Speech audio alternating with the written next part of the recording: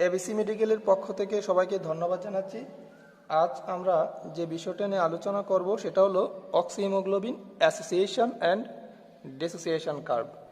Association বলতে কি বোঝায়?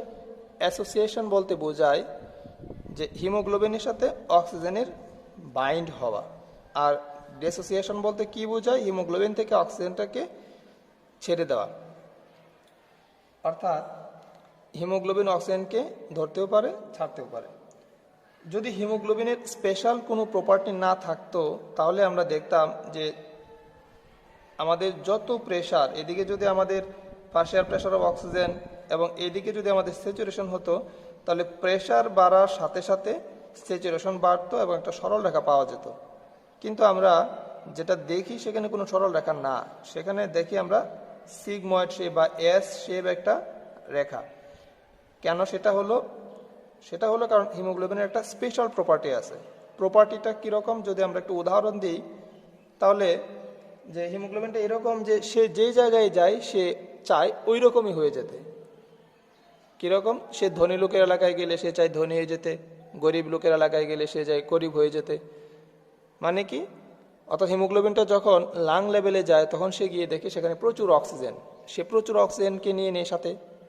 আবার যখন যে টিস্যুতে যায় দেখে অক্সিজেন কম, তখন সে কি করে? অক্সিজেনটা ছেড়ে দেয়, অর্থাৎ গরিব হয়ে যায়। এই স্পেশাল প্রপার্টির কারণে আমরা দেখি যে তার যে কার্ভটা আমরা পাই সেটা সিগময়েড শেপ কার্ভ বা এস শেপ একটা কার্ভ পাই। লাং লেভেলে আমরা যখন অক্সিজেন ট্রান্সপোর্ট নিয়ে আলোচনা করেছিলাম তখন সেখানে দেখেছিলাম যে লাং লেভেলে পার্শিয়াল প্রেশার অফ অক্সিজেন থাকে হচ্ছে 100 মিলিমিটার মার্কারি। এই 100 মিলিমিটার মার্কারি থেকে দেখা যায় যে যদি প্রেশারটা 100 মিলিমিটার মার্কারি থেকে কমে 100 মিলিমিটার মার্কারি থেকে কমে যখন 50-তে চলে আসে, তখনও দেখা যায় হিমোগ্লোবিনটা যদি 50-তে চলে আসে, হিমোগ্লোবিনটা দেখা যায় 85% স্যাচুরেটেড। এদিকে আমরা হিমোগ্লোবিনের স্যাচুরেশনটাকে নিয়ে বলতেছি, আর এদিকে হচ্ছে পার্শিয়াল প্রেশার অফ অক্সিজেনটা 100 থেকে নেমে কোথায় আসলো? 50-তে। 50% পার্শিয়াল প্রেশার কী হয়ে গেছে? কমে গেছে। কমে যাওয়ার কারণেও দেখা যায় তার স্যাচুরেশনটা 85% এখনও রয়ে গেছে, অর্থাৎ মাত্র 15% ডিস্যাচুরেটেড হলো 50% কমে যাওয়ার কারণে। আর 50 থেকে যখন সে জিরোতে আসে, পার্শিয়াল প্রেশার জিরোতে আসে, তখন দেখা যায় একদম 85 থেকে জিরো হয়ে গেছে। তার মানে কি?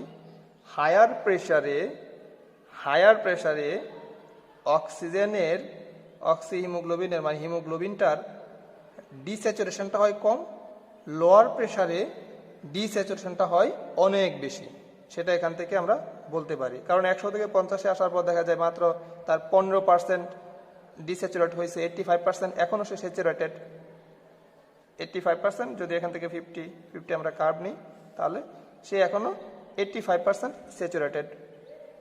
আবার এই 50 থেকে যখন আমরা শূন্যতে চলে আসি তখন দেখা যায় তার এই 85%ই ডিস্যাচুরেটেড হয়ে যায়। আচ্ছা, যখন হিমোগ্লোবিনটা যখন টিস্যু লেভেলে থাকে, তখন হিমোগ্লোবিনটা যখন টিস্যু লেভেলে থাকে, এটা তো লাং লেভেলে অক্সিজেন বেশি, যার কারণে তার স্যাচুরেশনটাও বেশি। সে ছাড়তে চায় না, সে গরিব হতে চায় না, কারণ ধনীর এলাকায় আছে, সেই জন্য সে গরিব হতে চায় না। প্রেশার কমার কারণেও সে 85%ই স্যাচুরেটেড রয়ে গেছে। এখন সে যখন টিস্যুতে যায়, টিস্যু লেভেলে, তখন সেখানে দেখা যায় পার্শিয়াল প্রেশার অফ অক্সিজেনটা থাকে 40 millimetre mercury. Partial pressure of oxygen থাকে কত? 40 মিলিমিটার মার্কারি। কোথায় এটা? এটা টিস্যু লেভেলে। যখন পার্শিয়াল প্রেশার অফ অক্সিজেন 40 থাকে, তখন দেখা যায় হিমোগ্লোবিনের স্যাচুরেশনটা থাকে হচ্ছে 75। এই কালো যেটা আছে এটা হচ্ছে নর্মাল কার্ভ, এটা হচ্ছে রাইট শিফটেড কার্ভ, এটা হচ্ছে লেফট শিফটেড কার্ভ। রাইট এবং লেফট শিফট আমরা একটু পরে বলবো, এখন আমি এই কালো যেটা নর্মাল কার্ভ যেটা সেটা নিয়ে আলোচনা করছি। তাহলে 40-তে যখন পার্শিয়াল প্রেশার চলে আসে, তখন হিমোগ্লোবিনের স্যাচুরেশনটা থাকে কত? 75%। এবং এটা কোথায়? এটা হচ্ছে আমাদের টিস্যু লেভেলে। এই যে এই অংশটা যেটা আমরা অক্সিজেন ট্রান্সপোর্ট নিয়ে আলোচনা করার সময় বলেছিলাম যে টিস্যু লেভেলে পার্শিয়াল প্রেশার অফ অক্সিজেন থেকে 40 মিলিমিটার মার্কারি, হিমোগ্লোবিনের স্যাচুরেশনটা থাকে 75। কেন 75 সেটাও আমরা অক্সিজেন ট্রান্সপোর্টে আলোচনা করেছি। তার মানে আমরা দেখতে পেলাম এটা তো টিস্যু লেভেলে গিয়ে 75% স্যাচুরেটেড, লাং লেভেলে গিয়ে 100% না ঠিক 97% স্যাচুরেটেড। এই যে দুইটা অংশ 97 থেকে 75, এই দুইটা অংশের মধ্যেই আমাদের নর্মাল অ্যাক্টিভিটিগুলো সম্পন্ন হচ্ছে। অর্থাৎ টিস্যু থেকে, এটা তো টিস্যু লেভেলে, টিস্যু থেকে যখন হিমোগ্লোবিনটা লাঞ্চের দিকে যায় তখন সে এই উপরের দিকে যায় 100% স্যাচুরেটেড বা 97% স্যাচুরেটেড হয়। আবার লাং থেকে যখন সে টিস্যুতে আসে তখন কি হয় 75% স্যাচুরেটেড হয়। অর্থাৎ এই নর্মাল এতটুকু অংশের মধ্যেই আমাদের নর্মাল কাজগুলা সম্পন্ন হচ্ছে 97 থেকে 75% স্যাচুরেশনের মধ্যে। এবং পার্শিয়াল প্রেশার কত থেকে কতর মধ্যে?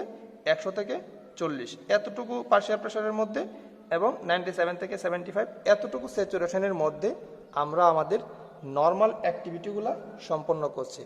কখনো স্ট্যানাস এক্সারসাইজ ওই রকম পর্যায়ে না, নর্মালি আমরা যে হাঁটতেছি, ফিরতেছি, ঘুরতেছি এরকম।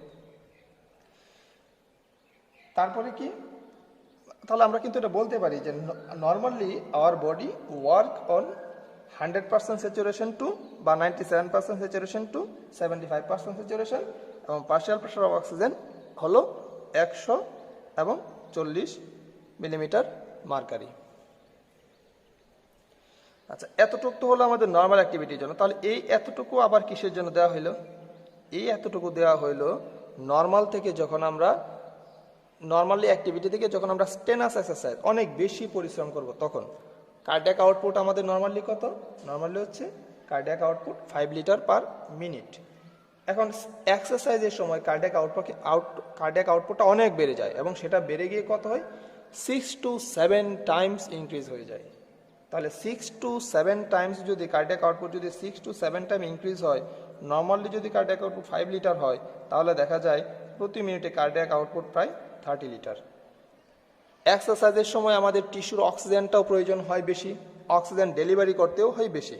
তার মানে হিমোগ্লোবিনের যে স্যাচুরেশনটা ছিল 75%, এই 75% যদি স্যাচুরেশন থেকে যায় টিস্যুতে, আমরা এক্সারসাইজ করতেছি, আমাদের অক্সিজেন দরকার অনেক বেশি, কিন্তু হিমোগ্লোবিন সে টিস্যুতে গিয়েও 75% স্যাচুরেশন থেকে গেল, মানে সে আর অক্সিজেন দিল না। অক্সিজেনে সে একটা পকেটকে মাত্র ছেড়ে দিল, 4টা পকেটের মধ্যে হিমোগ্লোবিনের একটা পকেটকে ছেড়ে দিল, আর 3টা পকেট সে ধরেই রাখলো টিস্যুতে, নর্মালি যেটা হয় এক্সারসাইজের সময়ও।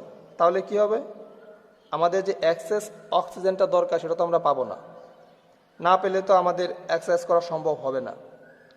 ঠিক ওই মুহূর্তে যখন আমাদের এক্সেস অক্সিজেন দরকার, তখন হিমোগ্লোবিনটা টিস্যু লেভেলে আর 75% স্যাচুরেটেড থাকে না। সে একদম তার মধ্যে যত অক্সিজেন আছে সবটুকুকেই প্রায় সে ছেড়ে দেয়, এবং ছেড়ে দিয়ে স্যাচুরেশনটা দেখা যায় প্রায় 20-র কাছাকাছি চলে আসে। নর্মালি থাকে 75% স্যাচুরেটেড টিস্যুতে, কিন্তু যখন আমরা সিভিয়ার এক্সারসাইজ করি তখন এই স্যাচুরেশনটা কমে চলে আসে 20-র কাছাকাছি। স্যাচুরেশনটা 20-র কাছাকাছি চলে আসা, এটার মানে কি?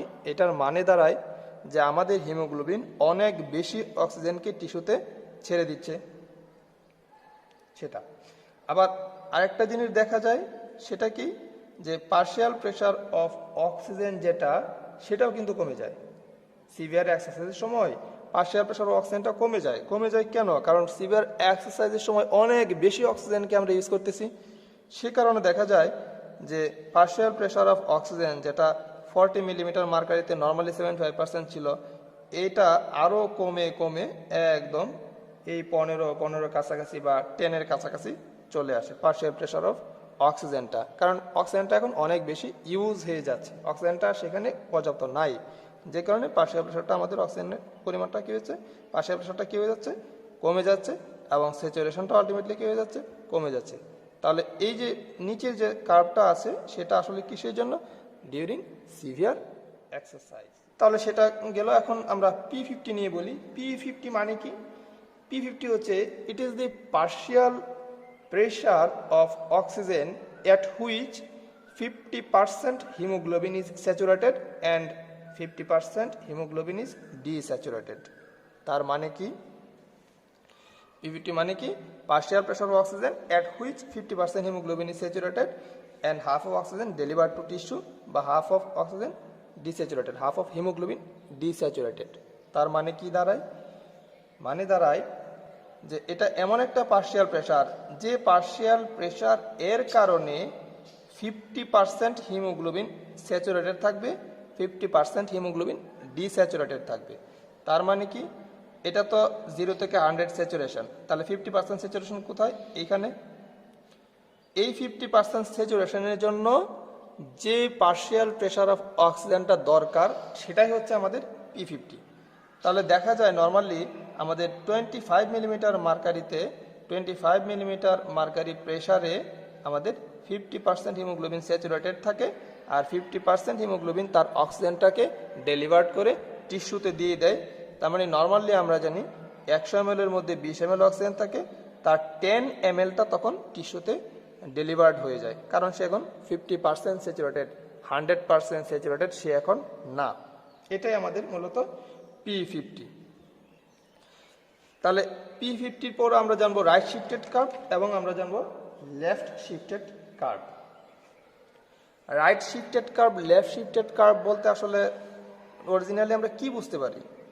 এদিকে তো আমাদের স্যাচুরেশন, যদি এটা তো কালো যেটা এটা নর্মাল কার্ভ, যদি কার্ভটা লেফটে চলে আসে তাহলে আমরা বলতে পারি যে এটা স্যাচুরেশনের দিকে চলে আসছে, অর্থাৎ হিমোগ্লোবিনটা অক্সিজেনটাকে ছাড়তে চাচ্ছে না।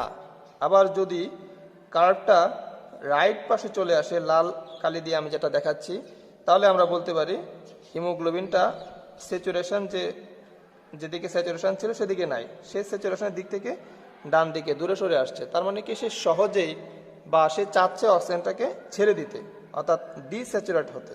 তার মানে বাম পাশে আসা মানে হিমোগ্লোবিনের জোরালোভাবে অক্সিজেনটাকে ধরে রাখা, এবং ডান পাশে যাওয়া মানে হচ্ছে হিমোগ্লোবিনের অক্সিজেনটাকে ছেড়ে দেওয়া, খুব সহজেই ছেড়ে দেওয়া। আচ্ছা, তাহলে কি বোঝায় right shifted curve?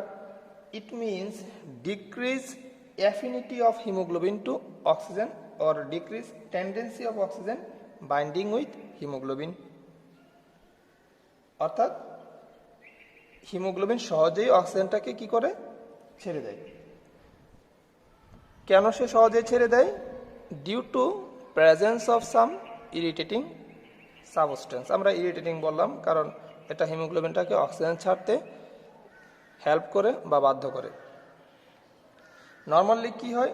Normally 40 millimetre মার্কারিতে আমাদের হিমোগ্লোবিনটা 75% স্যাচুরেটেড থাকে, কিন্তু যখন কোনো ইরিটেটিং সাবস্টেন্স সেখানে চলে আসে তখন সে 40 মিলিমিটার মার্কারিতে থাকা সত্ত্বেও আর 75% স্যাচুরেটেড থাকে না। তার স্যাচুরেশনটা 75% না থেকে দেখা যায় 40 মিলিমিটার মার্কারিতে স্যাচুরেশন রাইট শিফটেড কার্ভের ক্ষেত্রে চলে আসে 50% স্যাচুরেশন। কেন 50%-এ চলে আসো? প্রেশার তো 40-ই আছে, কিন্তু স্যাচুরেশন তো কমে 50-তে চলে আসছে। কারণ হচ্ছে presence of some irritating substance. যদি 50% স্যাচুরেশনে আসতে হয় তাহলে আমরা জানি প্রেশারটাকে আরও অনেক কমে আনতে হয়। নর্মালি আমরা যেটা দেখছিলাম যে 25 মিলিমিটার মার্কারিতে আমাদের নর্মালি হিমোগ্লোবিন 50% স্যাচুরেটেড, কিন্তু এখন আমরা রাইট শিফটেড কার্ভের ক্ষেত্রে দেখতে পাচ্ছি যে এটা 40 মিলিমিটার মার্কারিতেই এটা 50% স্যাচুরেটেড হয়ে গেছে, কিন্তু সেটা হওয়ার কথা ছিল না। কথা ছিল যে 40 মিলিমিটার মার্কারি থাকলে তোমাকে 75% স্যাচুরেটেড থাকতে হবে, তুমি অক্সিজেনটাকে 75% অক্সিজেনটাকে ধরে রাখতে হবে, তার মানে তোমার 3টা পকেট পূর্ণ থাকবে। কিন্তু রাইট শিফটেড কার্ভে আমাদের সাম ইরিটেটিং সাবস্টেন্স এর কারণে দেখা যায় 40 মিলিমিটার মার্কারিতে সেটা 75% স্যাচুরেটেড না থেকে সেটা হয়ে যায় 50% স্যাচুরেটেড। অর্থাৎ আমাদের রাইট শিফটেড কার্ভের ক্ষেত্রে কি কি ইরিটেটিং সাবস্টেন্স, আচ্ছা এটা তো হলো, তাহলে কি কি ইরিটেটিং সাবস্টেন্স আছে যে সাবস্টেন্সগুলা আমাকে অক্সিজেনটা ছাড়তে বাধ্য করবে? ইরিটেটিং সাবস্টেন্সের মধ্যে আছে হচ্ছে carbon dioxide, increase carbon dioxide, increase hydrogen ion বা proton, increase temperature, increase 2,3 DPG. আসলে আমাদের কখন ডিস্যাচুরেশনটা বেশি দরকার, অর্থাৎ রাইট শিফটেড কার্ভটা আমাদের কখন দরকার? রেস্ট্রিক্টেড কার্ভ বলতে তো আমরা এটা বুঝতে পারতেছি যে সহজেই অক্সিজেনটা ছেড়ে দেওয়া, অর্থাৎ অক্সিজেনটা ডিলিউট হওয়া খুব তাড়াতাড়ি। এটা আমাদের দরকার যখন আমরা এক্সারসাইজে থাকি, তখন আমাদের টিস্যুর জন্য প্রচুর অক্সিজেন দরকার এবং এই কার্ভটাকে অবশ্যই রাইটে চলে আসতে হবে বেশি অক্সিজেন সাপ্লাই দেওয়ার জন্য। তাহলে এক্সারসাইজ করলে আমাদের কি হয়? টেম্পারেচার বাড়ে, কার্বন ডাইঅক্সাইড বেশি প্রডিউস হয়, হাইড্রোজেন আয়ন বেশি প্রডিউস হয়। আবার 1 ঘন্টার বেশি এক্সারসাইজ করলে পরে আমাদের আরবিসি থেকে 2,3 ডাইফসফোগ্লিসারেট নামে একটা সাবস্টেন্স তৈরি হয়, যে সাবস্টেন্সটা আমাদের যে হিমোগ্লোবিনের মধ্যে গ্লোবিন চেইন আছে, বিটা চেইন, এই বিটা চেইনটাকে ক্রস লিঙ্ক করে দেয়। ক্রস লিঙ্ক করে দেওয়ার কারণে, যেহেতু হিমোগ্লোবিন অক্সিজেনকে ধরে রাখে, চেইনটাকে ক্রস লিঙ্ক করার কারণে হিমোগ্লোবিনে যে থাকার জায়গাটা সেটা কমে যায় এবং হিমোগ্লোবিন থেকে অক্সিজেনটা সহজেই টিস্যুতে ডেলিভার্ড হয়ে যায়। আর আমরা এটাও দেখেছিলাম যে আমাদের এক্সারসাইজের কারণে, আমরা এখানে বলতেছিলাম এক্সারসাইজের কারণে কার্বন ডাইঅক্সাইডের পরিমাণ বাড়ে। যখন কার্বন ডাইঅক্সাইডের পরিমাণ বাড়ে তখন সেই কার্বন ডাইঅক্সাইড ট্রান্সপোর্টের অংশটাই আমরা মিলাতে পারি, যে কার্বন ডাইঅক্সাইড ওয়াটারের সাথে বিক্রিয়া করে কার্বনিক অ্যাসিড আবার কার্বনিক অ্যাসিড ভেঙে বাইকার্বনেট এবং হাইড্রোজেন আয়ন হয়। সেই হাইড্রোজেন আয়নটা আমাদের গ্লোবিনের নেগেটিভ অংশের সাথে যুক্ত হয় এবং এই হিমোগ্লোবিনকে অক্সিজেন ডেলিভার্ড করে টিস্যুতে পাঠাতে বাধ্য করে। তার মানে হিমোগ্লোবিন ডিস্যাচুরেটেড হয়, কার্ভটা আলটিমেটলি রাইট শিফটেড হয়। তাই এটা হচ্ছে আমাদের right shifted curve. Left shifted curve আমরা কখন লেফট শিফটেড কার্ভ পাবো? এই ইরিটেটিং সাবস্টেন্সগুলো যদি না থাকে বা কম থাকে, তাহলে হিমোগ্লোবিন আর ইরিটেট হবে না, সে সহজে অক্সিজেনটাকে ধরে রাখতে পারবে সেটা। তাহলে সেখানে কি কি আছে? Decrease carbon dioxide, decrease haemoglobin, decrease temperature, decrease 2,3 DPG. আবার হিমোগ্লোবিন এফ, ফিটাল হিমোগ্লোবিন বা হিমোগ্লোবিন এফ। কেন ফিটাল হিমোগ্লোবিনটা এখানে আসলো? কারণ হলো ফিটাল হিমোগ্লোবিন এখানে কোনো বিটা চেইন নাই। বিটা চেইন না থাকার কারণে এরা আর ক্রস লিঙ্ক করতে পারবে না। ক্রস লিঙ্ক না করতে পারার কারণে আমাদের অক্সিজেনের যে জায়গাটা সেটাও ঘাটতি পড়তেছে না, অক্সিজেনটা সেখানে স্টে করতে পারতেছে। তাহলে এটা হচ্ছে আমাদের লেফট শিফটেড কার্ভের কথা। লেফট শিফটেড কার্ভের ক্ষেত্রে আমরা এখানে নর্মালি দেখতে পাই কি, যে 25 মিলিমিটার মার্কারিতে আমাদের 50% হিমোগ্লোবিন স্যাচুরেটেড ছিল, কিন্তু লেফট শিফটেড কার্ভের ক্ষেত্রে দেখা যায় সেটা 15তে আসলে পরে 50% স্যাচুরেটেড হয়। অর্থাৎ প্রেশার 25-এ গেলেও সে অক্সিজেনটাকে 50% ছাড়তে চায় না, আরও প্রেশার কমলে সে 50% ছাড়ে। তার মানে কি, সে অক্সিজেনটাকে ধরে রাখতে চায়, ছাড়তে চায় না। প্রেশার যখন অনেক বেশি, কোন 50-তে প্রায় 15-তে চলে আসে 15-এ, তখন দেখা যায় যে সে 50% আনলোড করে দিয়েছে টিস্যুতে। অর্থাৎ হিমোগ্লোবিনের অক্সিজেনের প্রতি অ্যাফিনিটিটা তখন কি থাকে? বেশি থাকে। তাহলে নর্মালি P50টা কোথায়? P50টা হচ্ছে আমাদের নর্মালি 25 মিলিমিটার মার্কারিতে। রাইট শিফটেড কার্ভের ক্ষেত্রে P50টা আমরা দেখতে পাচ্ছি কোথায়? 40 মিলিমিটার মার্কারিতে। আবার লেফট শিফটেড কার্ভের ক্ষেত্রে আমরা P50 দেখতে পাচ্ছি কোথায়? আমাদের 15 মিলিমিটার মার্কারিতে। এরপর আর দুইটা টপিকস, সেটা হলো যে পলিসাইথেমিয়া এবং এনিমিয়া। এই দুইটা হলে কার্ভটা কোন দিকে শিফট হয়? পলিসাইথেমিয়া মানে কি? এখানে আরবিসি বাড়বে, হিমোগ্লোবিন বাড়বে, ক্যাপাসিটি টু হোল্ড অক্সিজেন পলিসাইথেমিয়াতে বেড়ে যাবে, বেড়ে যাওয়ার কারণে কার্ভটা লেফট শিফট হবে। আবার এনিমিয়াতে হিমোগ্লোবিন কমে যাবে, ক্যাপাসিটি টু হোল্ড অক্সিজেন সেটাও কমে যাবে, কার্ভটা রাইট শিফটেড হবে। আবার কার্বন মনোঅক্সাইড পয়জনিংয়ের ক্ষেত্রে কার্ভটা কি হয়? এটা নর্মাল। কার্বন মনোঅক্সাইড এটা স্টিকি টু দি হিমোগ্লোবিন, অর্থাৎ কার্বন মনোঅক্সাইড যখন হিমোগ্লোবিনের সাথে যুক্ত হয়ে যায় তখন, 4টা পকেট দিলাম, কার্বন মনোঅক্সাইড যখন যুক্ত হয়ে যায় তখন সেটা এমনভাবে যুক্ত হয় যে সে আর এখান থেকে বের হতে চায় না, অর্থাৎ সেখানে আর অক্সিজেন সেখানে এসে বসতেও পারে না। কার্বন মনোঅক্সাইড যখন হিমোগ্লোবিনের সাথে বাইন্ড করে, তখন যে পকেটগুলোর সাথে সে বাইন্ড করে সেই পকেটগুলোতে তো একদিকে অক্সিজেন আসতেই পারে না, অন্যদিকে যেখানে অক্সিজেনটা যুক্ত ছিল, অক্সিজেনের পকেটগুলা, সেগুলোকে সে এমনভাবে পরিবর্তন করে দেয় সেখান থেকে অক্সিজেনগুলোকেও সে আর সহজে বের হতে দেয় না। যে কারণে কার্ভটা আর নর্মাল কার্ভের মতো আর থাকে না। কার্বন মনোক্সাইড যখন দুইটা পকেটে এসে বসে যায়, সেই দুইটা পকেটে আর অক্সিজেন আসতে পারে না, না আসার কারণে এই কার্ভটা হাফ হয়ে যায়, অর্থাৎ ফুল আর নর্মাল কার্ভের মতো সে হতে পারে না। অক্সিজেন তাকে প্রচুর পরিমাণে দেওয়া হলেও সেই কার্ভটা আর নর্মালের মতো উপরের দিকে আসতে পারে না, কারণ তার দুইটা পকেট অলরেডি বুকড হয়ে গেছে কার্বন মনোঅক্সাইড দিয়ে। এই ছিল আজকের মোটামুটি অক্সিহিমোগ্লোবিন অ্যাসোসিয়েশন ডিসোসিয়েশন কার্ভ এবং তার রিলেটেড কিছু কথাবার্তা। ধন্যবাদ সবাইকে।